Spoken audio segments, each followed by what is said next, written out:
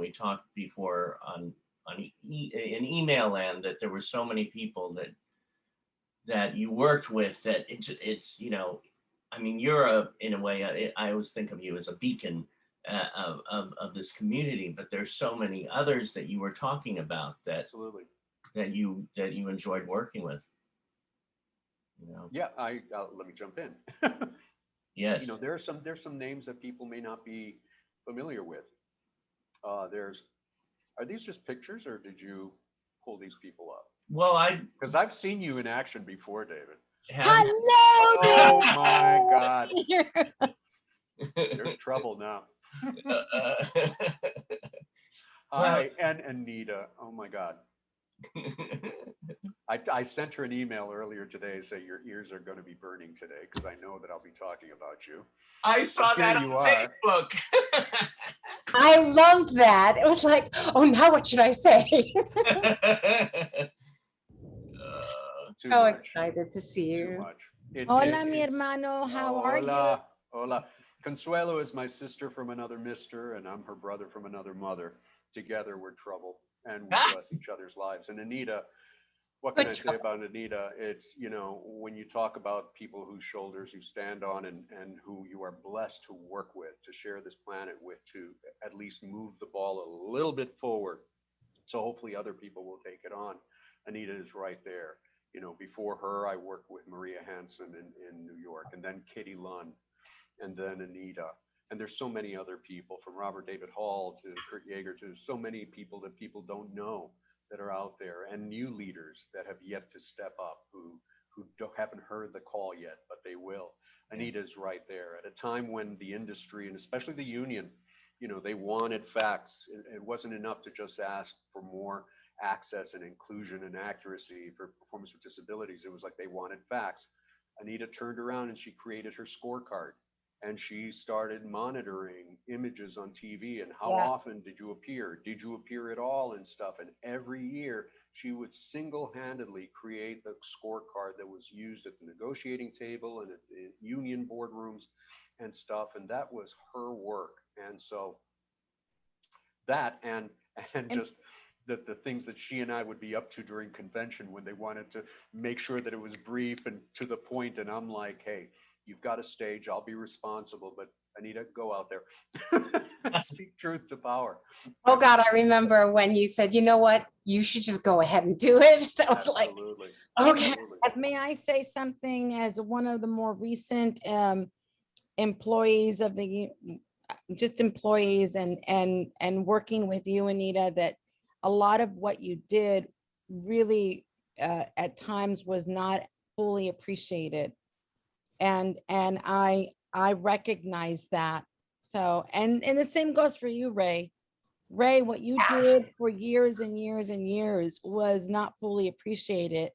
And I know I'm your sister from another mister, and I get to rub, pick at you and poke you and all that.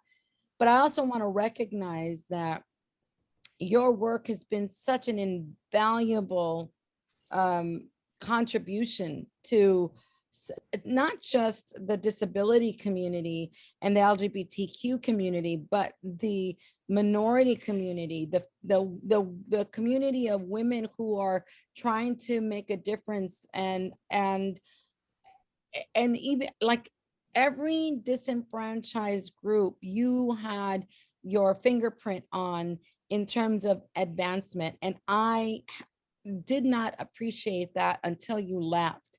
And, we were left with people who did not truly fully understand or care to understand, and definitely not appreciate. So I've always loved you to like the most profound level. And part of that love is because of my admiration for you as an advocate for those who don't have voices. And so I recognize that, I appreciate that. And you are just so amazing as a professional, as an individual, and as my brother from another mother. Thank you. You set the bar, Ray. You set the bar. You set it very high. I remember the day I met you that Robert introduced me to you in the after offices in New York. And I looked at this like incredibly handsome man, that was like, I get to work with this guy. And just even that first conversation, it really just lifted me up, and I was so hopeful, and I wanted to work with you so much. So, and you set a bar that not everybody can get to. So you have to understand that everything I did after you, everything that was carrying on what you had set. And when you had like the events that you sponsored, like at Baruch here in New York and stuff, they were huge events. And I knew what you went through to make them happen. And we were able to, the whole disability and technology, and we did the stuff with Daryl Chill Mitchell. We did those scenes. People were just blown away by it. And I was so proud of being part of it and loving it. And I have missed you so much, but we have kept the work going the way you set that bar. And Kitty, who we see now, Really? Here, I have a hard yanked time me getting into on. it. Sorry, I have a hard time getting in. No, well, you're here now. That's what. I'm here now. I am blown Ray. away. Kitty. And I'm still here. I'm still alive. I'm thrilled to still be here and working. Kitty is, well, I mentioned her name. And Yes, back in the days when we were doing EEO conferences, and we had, the last one was the biggest one. And I think it was in 1993, the Tri-Union full diversity conference in Washington, D.C., where the Annenberg report came out. At that just was devastating in its information, but accurate in terms of people with disabilities, images, because it primarily focused on women and minorities in the media, news, entertainment, primetime, soap operas and stuff. But it did include people with disabilities, and they would include, he held up the mirror. I mean, what he found, especially in soap operas, was that people with disabilities were often, the mentally ill or the really slow suicidal ones. I mean, it was really, really negative stuff, but this was back in the 80s. He did 10 years, and Kitty was there, and Kitty was there throughout the years. And then I was blessed when I moved to New York and to be in the same city with her, and then to see her other passion, her dancing and her theater company and her dance company. You are one of those people that I am blessed to have worked with, Kitty. And me, ditto, right back and the at others. you. Oh, Right back at you. we were small but fierce. I learned we really were. Ray, I learned a lot from you. Well, back at you. I really had to learn on the job, and through my contacts with the union and the labor law that I was doing, I went to law school, and it was immensely helpful. It's a wonderful education. But then I got so sick, and I was really afraid I wasn't going to be here much longer, but I'm still here. Oh. I'm still here. Yay. Yay. I'm going to be 71 in August. Yay. Happy birthday. So if I may, Kitty, it's 70 wonderful. Oh, thank you. I like that. Thank you. I'm never concerned about sharing my age, because there was a time, and Ray, you were privileged to that I didn't think I would make it through that year, And so every year I'm very grateful to still be here and working and teaching and doing all of these things. Now I teach dance classes on Zoom. That's hard. That's awesome. That's hard to teach dance on Zoom, but it's what we have. It's what we have to work with, Right. But back when we were just struggling to find a place for disability to be included. Yeah. It's I mentioned, David, when in 1999, when we created the department, And I remember that national board meeting, and we decided, Belva, Kitty, myself, whoever, I think Leslie Shreve for the women's committee. Mhm. It was, we all decided, if not now, when? We have to ask. You Exactly. don't get it if you don't ask for it. And we were strategic. We wrote the resolution. We parsed it out to the chairs of all 4 committees. We held that microphone, and then we passed it. And when we introduced the resolution, everybody started applauding. And because it was and when it, and not because we presented it, but because everybody knew it was the right time. For years, Kitty and Belva and myself and others would report on the work that members were doing in addition to their career, and staff were doing in addition to their work and job. And finally, we got what we did, and of course, then the work begins. But Well, I Kitty see. was right there. I see all of you and the other names that you have mentioned, and it's really like everybody has their strength and their position, and it's about working together and making it better for everyone. It's puzzle pieces, and how important each and every one of us are in getting that goal. But Ray, do you remember we had negotiations and we were at the hotel on Lexington Avenue. Yeah. I forget, maybe it was a Marriott.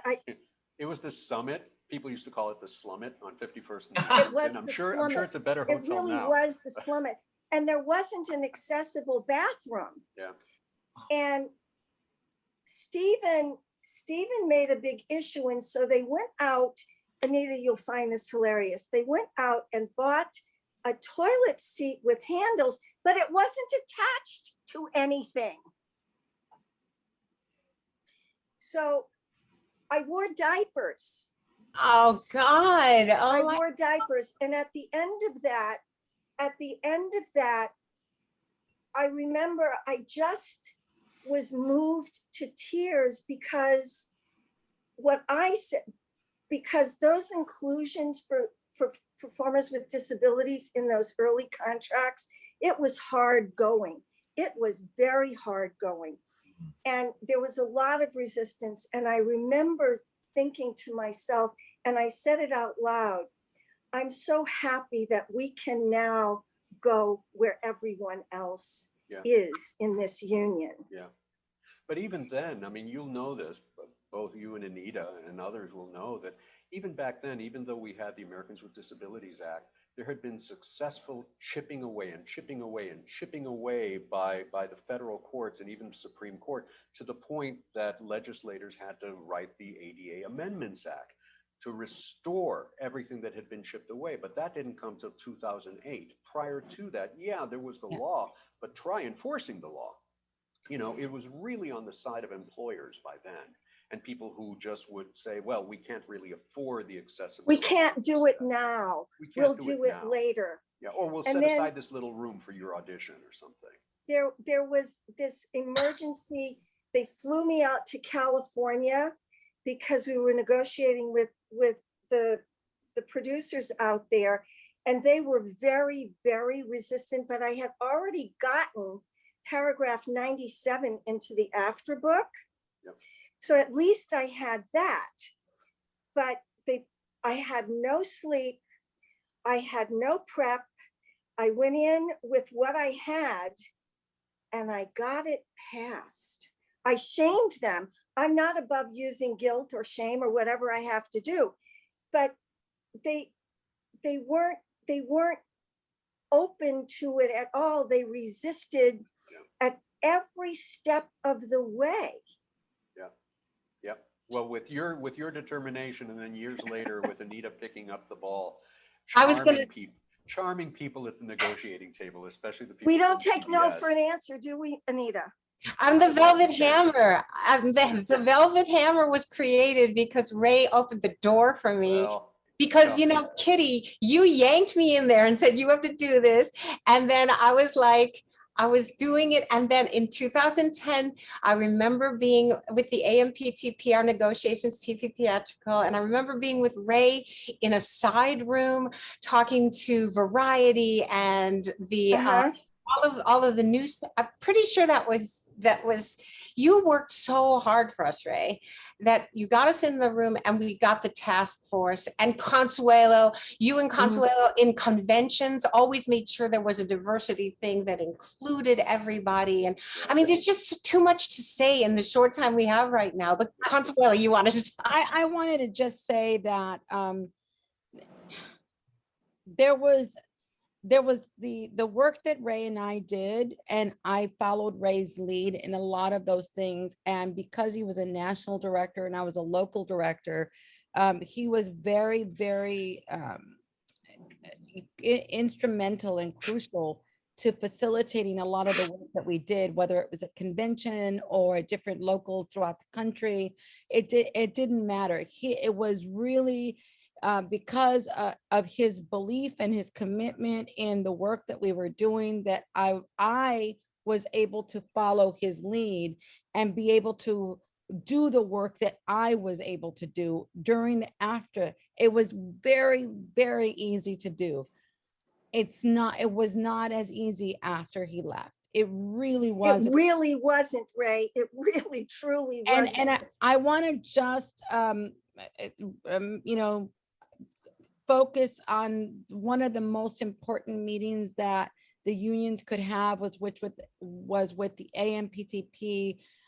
Every 2 years we would have these meetings, and Anita, the last time we had the meeting that I was part of, it was such a challenge.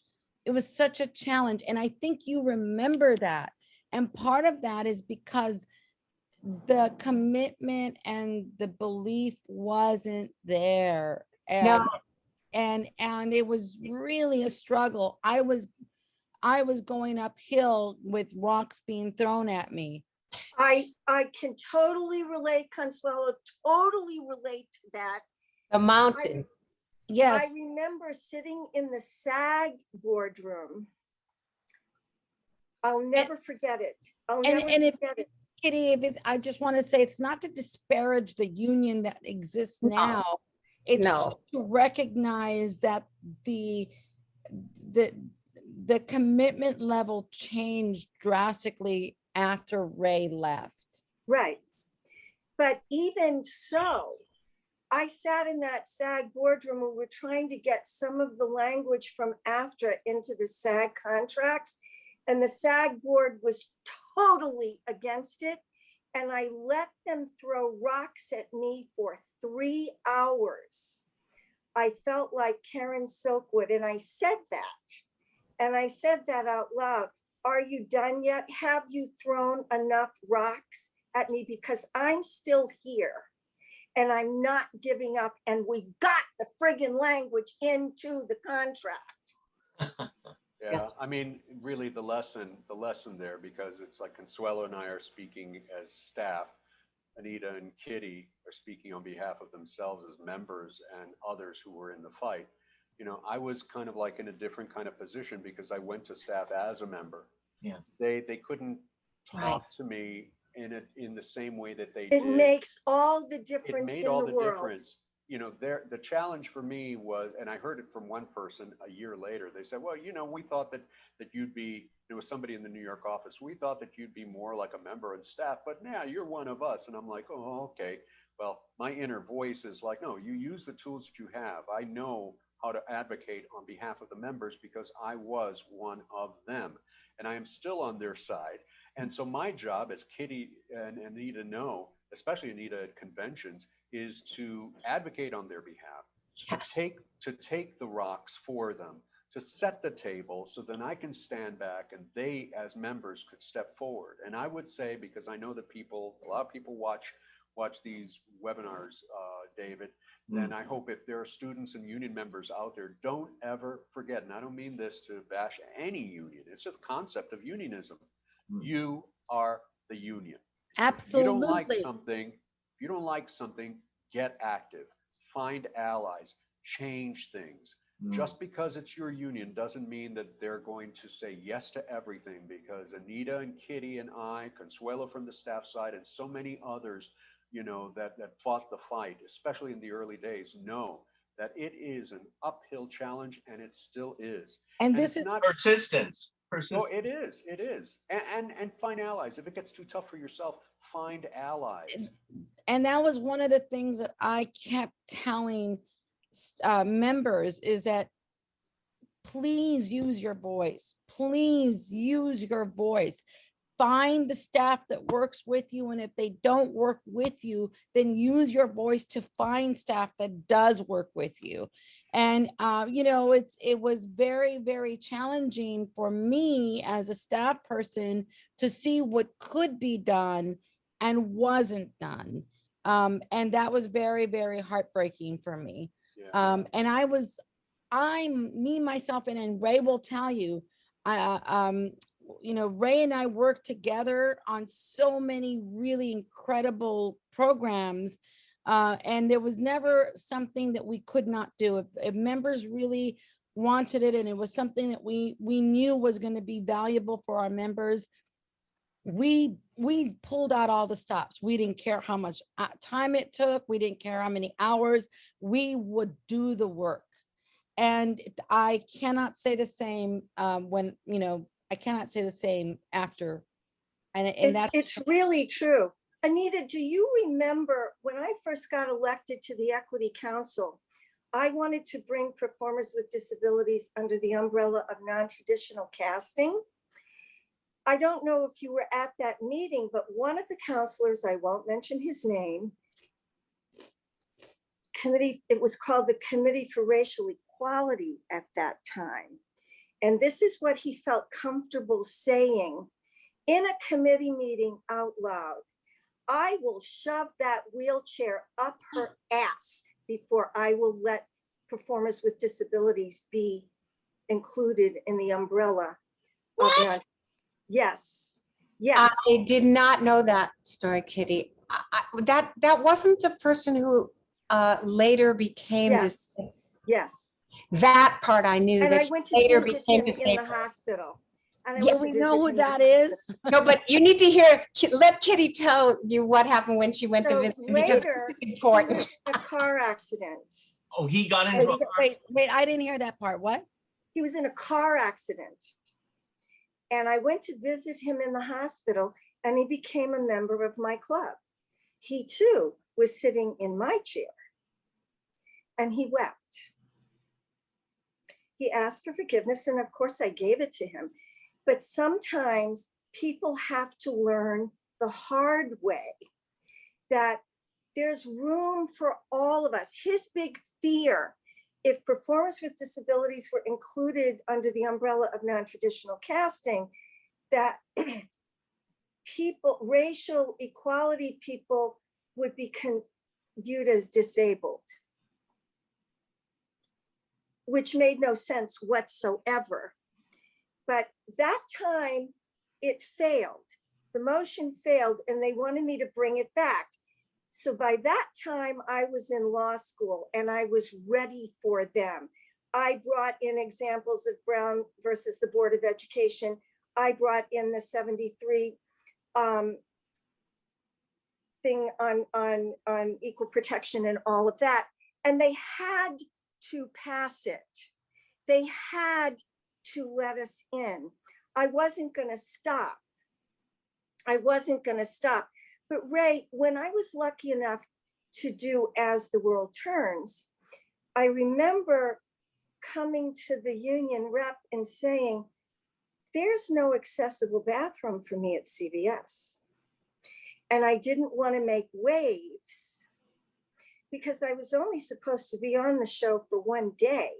And I wound up being on for 10 years. Very good for you. So the union rep, she said, you don't say a word, let me do it. And they took care of it, and they made a bathroom for me. Thank God. They made a bathroom for me because when especially back then, when a PWD was given a recurring role in something, it was a big, big deal. Yeah. And I didn't want to complain because it would be just as easy to write me out as it was to write me in, you know? This is for everybody. Do you see, or what changed? do you see us going in a positive direction? Do you see us changing? Have we changed? Have And I'm all this just saying- work that has been done, I feel, has gotten it to a good level, but I know we need more. Yes, Anita. Okay, speaking from the Watchdog report, Watchdog report. we have tripled our employment on Mhm. TV and film in the past. No, sorry, TV and theater. TV and theater in the Not past film. 3 years. Film is still lagging behind, but because of the Disability Film Challenge created by the remarkable Nick Novicki, that is about to change because, and Crip Camp being Very good film, yeah. Coda, a few of the films, Quiet Place, those are like inching us forward. But TV, if you look at my numbers each year since 2017, and particularly we had a meeting in December of 2014 with the AMPTP, and they had said, pilot season is yesterday. It was December 15th and they were going, we need to know this stuff yesterday. And they started to move. And it was that 2015 pilot season moved a little and then moved a little more and moved a little more. And now it's amazing if you watch TV now, and I'm not a big TV watcher, but my husband thankfully is. He'll say, honey, you got to see this. And it was just, I would say incrementally, but I think there's a bigger word for that, like Wait, more. my cat is crying. I'll be right back. Okay, it's really moved along, and this is a long time coming, and I really do feel that Ray had everything to do with this, even though sometimes things happen after you're not there, in the mix anymore, so people don't acknowledge and say, Ray, you need to know that your name comes up a lot, because I will often say, okay, do you remember when Ray, because it's important to me that you're the credits. I mean, you and Kitty and Consuela, everybody right here. It takes a village.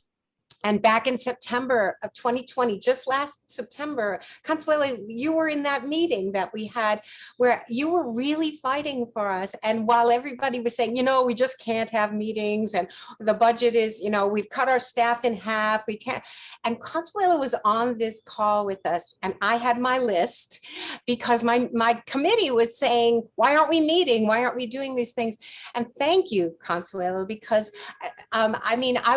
I know Ellen works round the clock. I do know that. And stuff that, okay. But Consuela was right there saying, this needs to she was pushing for me. And it was very much, it was like for a second, it felt like back when we were working together and as a team, and that you wouldn't let us walk away from a meeting without feeling something was going to Has be been accomplished. See, and at that point, Anita, what you don't know is behind the scenes, I knew that not only the Directors Guild, but the Writers Guild too, they were continuing to do their programming. Yes. Not even just the committee meetings. No. But programs. I know. I did one of the Writers Guild programs. I did the reading with Ellen Roberts. It just drove me insane because Ray and I had built this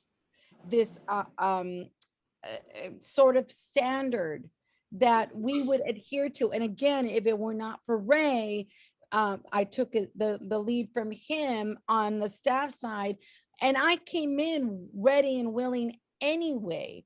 But it was just really, really, it drove me nuts that we could not do what I felt we could do, or we wouldn't do what I felt we could do, because people were very, very easily dismissive of, well, no, we're in a period of moderation. There was an excuse for everything. Always happened. Always. There were excuses why the AMPTP task force wasn't happening. It was like there's negotiations. There's always negotiations. Anita, you were the velvet hammer I didn't even have velvet. I was a sledgehammer. That's Christine who couldn't be here No, today. and- Christine and- says, Anita, you're the velvet hammer. I'm just a hammer. You know, I want to also acknowledge that, yes, going back to what David asked, whether things are better, I also think that the Casting Society of America has really stepped up and really made it possible because they have invested time Yes. and effort, and they've even created a legend for vocabulary, much based on your work, Anita, and Christine Bruno's work. And again, I strongly, and I cannot emphasize it enough, I strongly believe that the leadership between Kitty, Anita, and Ray on the staff side, having given that level of importance within the staff part of the union, I think if it had not been for that, Ray really has, again, his fingerprints are all over everything that has come up. And I think what you said, I absolutely agree with you, Anita, that oftentimes we don't see the fruits of our labor until way later. And many times we will never be there to be acknowledged. So this is a great opportunity, David. Thank you so much for giving us this platform to acknowledge Ray for all of the work that he did prior to, and now a lot of what he did is actually bearing fruit. So thank you. Well, I David, have a- if Hey, Oh, Ray, go ahead. Go Yeah, I ahead. just want to add one thing, because one of the lessons, we learn, we kind of like, we pick up lint along the way of Yes. the journey of life, but hopefully that lint is this lesson and that lesson and this lesson. And one of the most important lessons that I learned, it was in the late 80s, one of our conferences in Washington, DC. And I was with Belva Davis and a couple of other people, and we went to Senator Barbara Boxer's office on the Hill when she was still in DC, because there was an opening in the Federal Communications Commission, 5 commissioners at any given time. One of them was an African American, the only person of color, and he was retiring, a Republican, but it didn't matter. And we went to her office because she was on that committee that would have a voice as to who a replacement would be. And we went to her and we presented the case of, like, it's important for the public that a person of color be nominated and placed on the FCC to give a voice to the community of people who want programming so they can see themselves on TV. And she goes, okay, who do you have for me? And we didn't have anybody. And what she said next was said in a very politic way. It wasn't like bashing us. It was just very smart and intuitive, but my ears flush just even thinking about this. She turned to us, she goes, let me share something with you. Never come to me posing a problem or a challenge without also presenting at least one solution. And that was one of those moments. I get goosebumps on my arms. That was one of I'm those getting moments goosebumps right Yeah. now thinking about it. that is applicable in every aspect of our lives. But I took that with me in all the challenges of the unions, because sometimes the people that you are fighting on the way up the hill aren't only on the industry side. Sometimes they're on the people who are supposed to be On the advocating union for side. you too. And so it was so important in the work that we all did, whether it was at the negotiating table or at the committees or within our own unions. It's like, when there's a challenge or something, Consuelo is a perfect person for this. Any meeting she has, she goes, I can do it. What do you need? It's that thinking forward. Whether you can come up with a solution, whether your solution gets activated or not, it's the mentality, the energy, the forward thinking, leaning forward energy that you bring to a challenge that changes minds and hopefully will get you forward. And that's what we did a lot of and stuff. Kitty knows that. Anita knows Ray, that. I Everybody gotta knows tell that. you, you supported and helped me negotiate through that paragraph 97 thing, which was more than what the ADA stipulated. Yeah. It was more than that. And we were able to get it through, and armed with that, It really helped me. And I couldn't have done it if you weren't right there with me every minute saying, this can happen. This can happen. You know your stuff. Get in there and tell them that they have to do it. Do not leave the room until it's done. And Anita, you know why I dragged you in. I dragged you in because I had a brain tumor and they told me I had 3 months to live. And I didn't want the committee. I worked as long as I could. I didn't want the committee to go back to nothing, to go back to the beginning. Do you remember, I don't know if you were in the room, but there used to be only non-disabled people chairing the PWD committees. And so after I got elected to the Equity Council and became chair of the Performers with Disabilities Committee, I said in the very next meeting to Catherine Diamond, and I forget the man's name, he was very sweet. And they were saying, it has to be, they were talking about language, it has to be this and it has to be that. And I said, wait a minute, that's not how we feel about it. What do you know? It's not your lived experience. I thought Catherine Diamond was going to explode, but it was really true. We needed chairs who had a lived experience of the situation because it changed everything. It was no longer a concept. We understood the reality of it. And I didn't mean to minimize all the work that had gone before, but it was time for us to take control of our own committees and be voicing our own opinions about our lived experiences. Yeah, yeah. I feel like I'm watching Crip Camp again. Because that's basically the message. Take control of the message. This is your lived experience. What a you wonderful, wonderful film that was. I don't know, Anita, I've just met you for the first time, Kitty. So hi, I'm Consuelo. But Anita, I don't know if you or David, you know, I know that Ray knows, but my husband's brother has been institutionalized for a number of years. He is mentally and physically disabled, and every time we go to Texas, we see him. And that film, Crip Camp, really super resonated with us. It was such a remarkable voice for anyone in the disability community. So that was one of the reasons why I was so passionate about making sure that the voices that I was listening to were equally heard by not just me as staff, but by everyone else.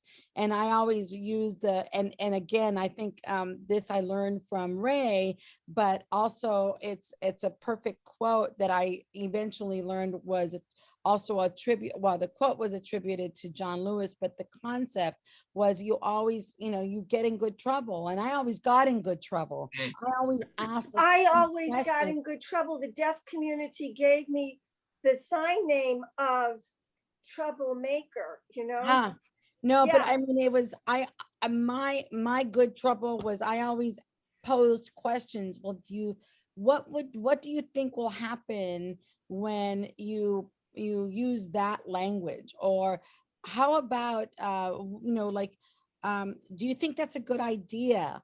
And I would never say, that's really stupid, or you're going to get, that's going to be very offensive. Do you think that might be offensive to this community? And then they would stop and think, oh, let me think about that. Oh, well, maybe it is. I never really did that. And I learned that it's a finesse, the little politic way of making sure everybody's voices were being heard and acknowledged by causing a stir.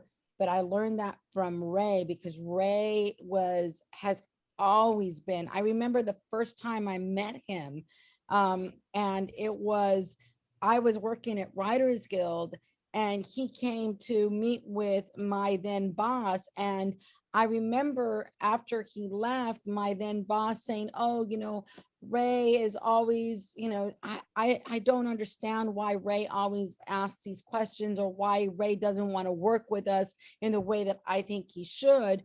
And I'm thinking, like, I wonder what that means. Like, why is Ray this way? What is going on there? Because I knew my boss, but I did not know Ray.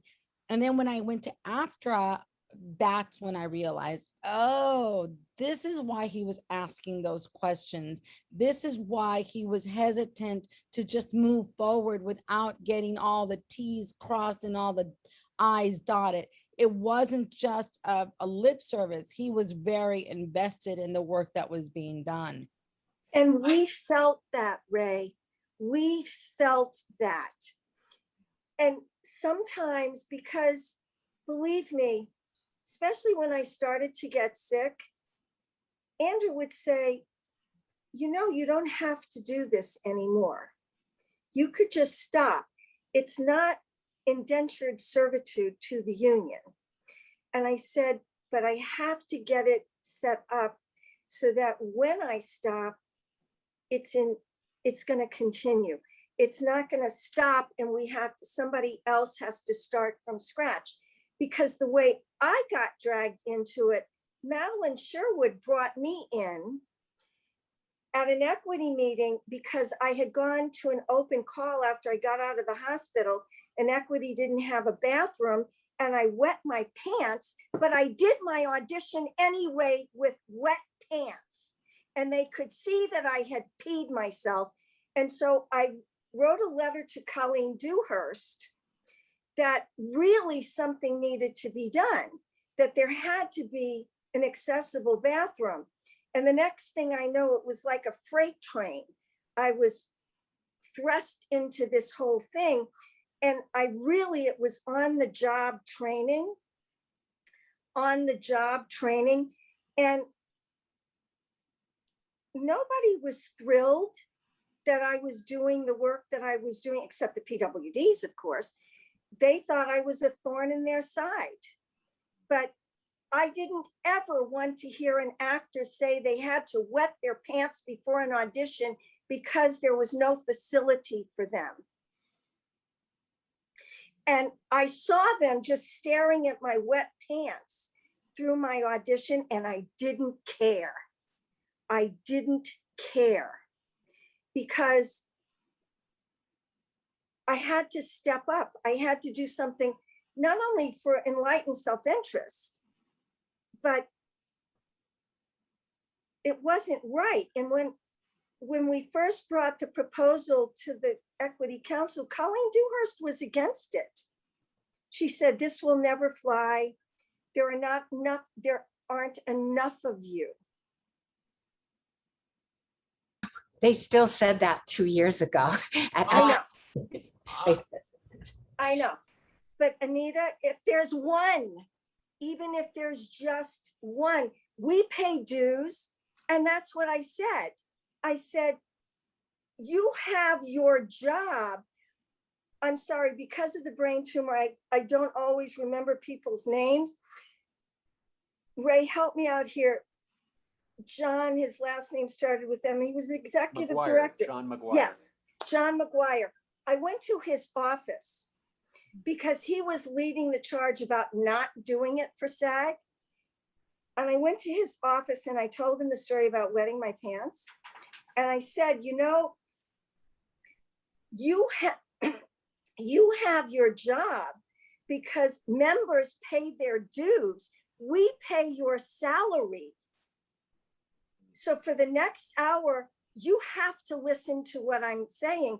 Otherwise, I'm going to the press and tell them that the executive director of the Screen Actors Guild doesn't care about the membership. Yeah. No, go ahead, Anita. Go ahead. Is it too corny that I actually have an appropriate song for the occasion? I knew it. Please. I mean, that's kind of what. Go do. I didn't know if it would be too awful, but as we have had this conversation, it's the words in this song, which was originally made dedicated to my dad.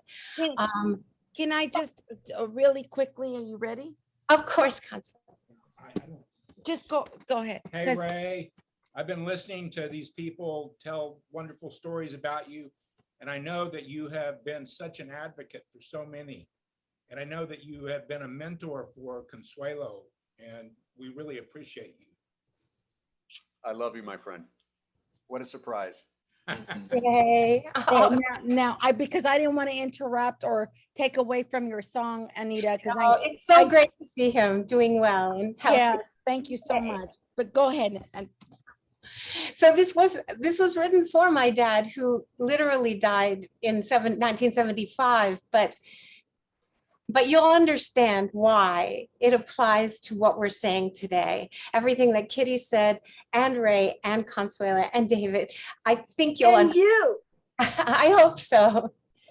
It's basically, we found something in my dad's drawer, desk drawer, when he died, that said, beyond the welfare of family and friends, the enhancement of the lives of others and those yet to come must be the real object of life. And so that's how That's very true. it's raining outside the window. I hope that's not messing up Totally. the sound, and you might hear traffic too.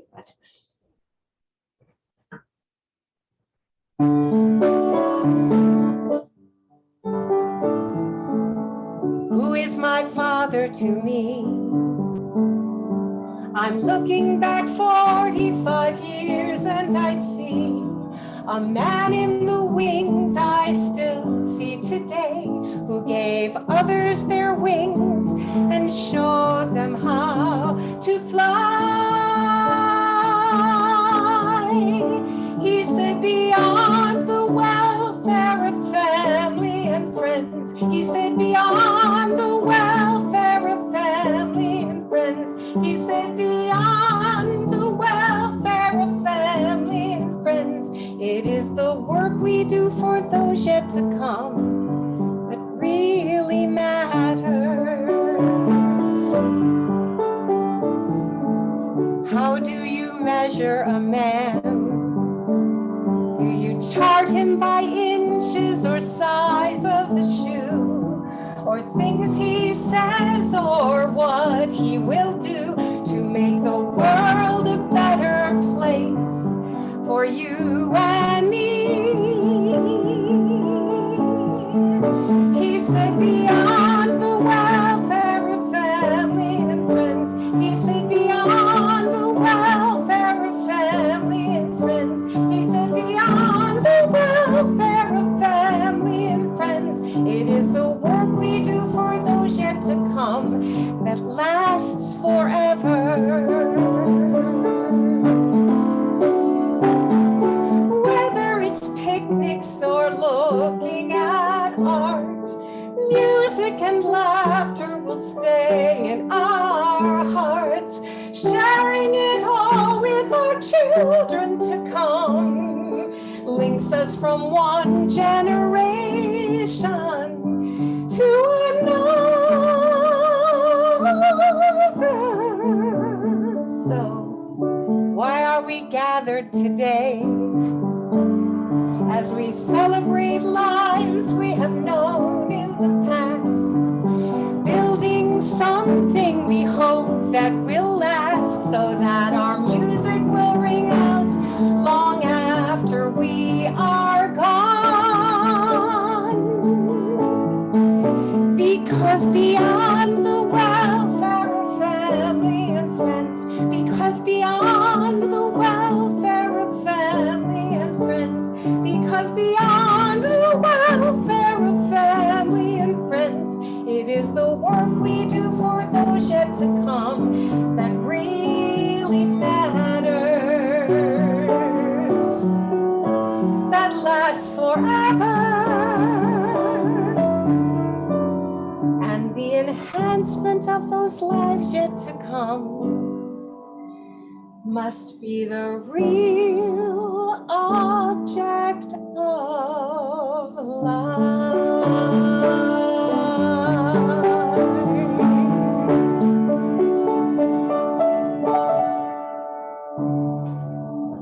Anita, you always break my heart. Always. It's so you, Ray. It is so you, really. But you're right. It is about those who come after. I did what I could for 12 years. You're doing what you're doing. You did for however long you did it.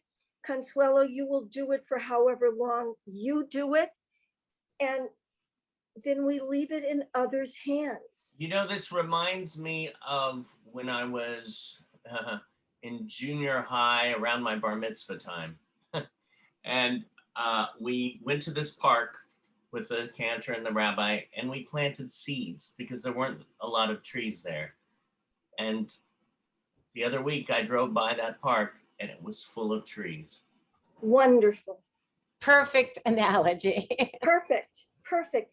And that's what I do with the dancing. Teaching, I teach the ones no one else will take. That's Nobody wants them. I'm doing another installation of the Women's Stories Project right now. I had everybody write the story they want to tell. And then William Catanzaro sets it to music. Right. And I choreograph a solo for each one because it'll fit in a Zoom window. And they're dancing the story as I narrate their story.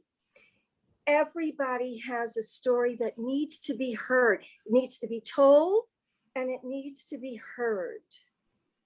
And the ones that are the most difficult to do, the newer students who use wheelchairs feel that they don't have an interesting enough story. Send me an outline, I'll make an interesting story out of it. You know, because I'm not going to be here forever. Death comes to us all sooner or later. I hope it comes for me much later. But my experience in that time when they told me I only had 3 months to live, trying to tie up the threads so that no thread would drop. So that no thread would drop. And the work would continue and not have to start from scratch. That's right. It doesn't matter. It doesn't matter to me if it's in time for me. That's not why I did it. That's not why I did it. Any last thoughts from everyone? Well, I want to just, Kitty just reminded me because she said that, you know, and it was a riff off of your song, Anita, about what we do and how we want to give platforms to people whose voices. I want to acknowledge that Ray has been such a wonderful advocate for everyone, including myself. It doesn't matter that people are who they are. It doesn't matter. It's when Ray believes in someone, he believes in someone completely. And I want to share with Ray that acknowledgement transcends not just within the people that are here, but a couple of weeks ago, I had brunch with Kim Roberts Hedgepeth. Anita, I don't know if you know her, Kitty. I do. But she, you know, just spoke so highly of you, Ray, and it just absolutely adores you, as you know, I do. We were in competition. But it was just really, really nice to hear that what I knew about you as a colleague was acknowledged by someone who was for all intents and purposes, our superior, our, you know, our boss. And she just was very, very forthright in her acknowledgement of what an amazing person you are. And I will forever and a day be your sister from another mister, and you will forever and a day be my brother from another mother. And I cannot wait to hold you and hug you and give you a big kiss. Ditto, ditto, ditto. I learned a lot from you, Ray Bradford. I really, truly did. And it stood me in good stead as I went on to my next career.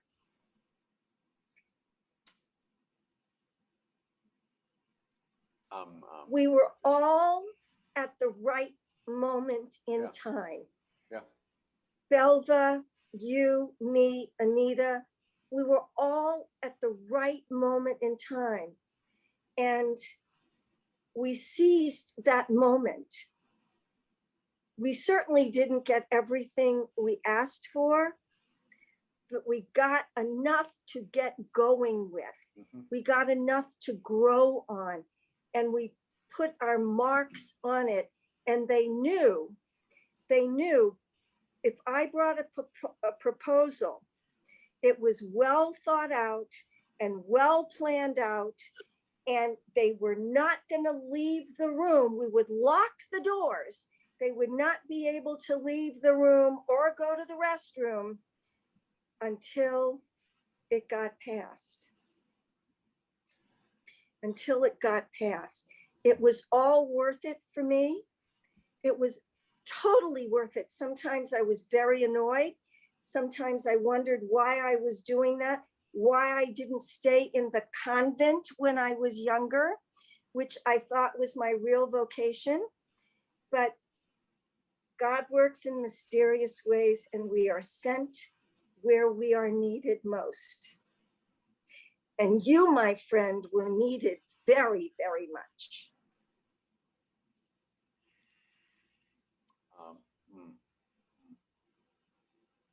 I just want to thank all of you. What a tremendous surprise, all three of you.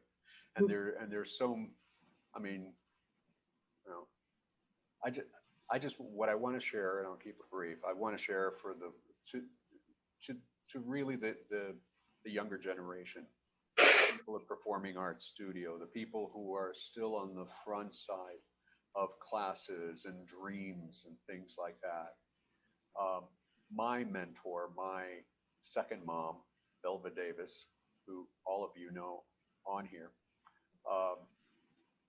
one of her favorite quotes that she has in her book that she shared with us is, never be afraid of the space between your dreams and reality. If you can dream it, you can be it. And exactly. So for all the students out there, no matter how big the hill is, if it's too hard to make a difference on yourself or even to know what that difference could be, reach out to somebody. There's always somebody in the pool looking for a life raft with you, you know? Just do it. The journey that we've been on, you know, sometimes it's like that song. I love Kenny Chesney, country western. He sings a song called "Don't Blink," and that's how I feel. It's like we're talking, especially Kitty, with you here. We're talking about work that we did in 1985, 1986, yes, 84. Some of the people who watch this weren't even born yet, right? You know, and sometimes it kind of surprises us that we're doing that we're talking about that, but it's also a very humbling thing. And it goes back to what you and I were talking about, David. How do you know when to trust that voice? You'll never have the advantage of hindsight, but you will feel the difference when spirit or higher consciousness or your intuition or whatever you want to call it is speaking to you, because you feel it in here. Everybody feels it differently, but you know when you feel it.